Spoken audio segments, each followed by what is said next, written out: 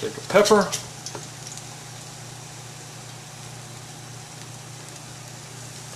And you don't want to overcrowd your oil with a lot of different ingredients, simply because it lowers the temperature of the oil if you put too much in, and by doing that it doesn't fry properly. So I'm going to put maybe one more piece of broccoli in here.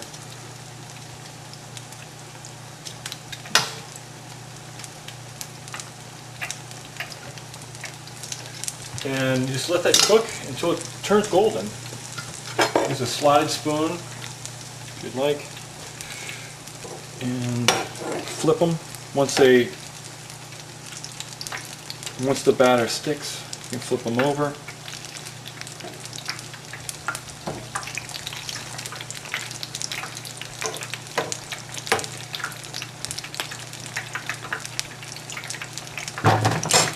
This should take 3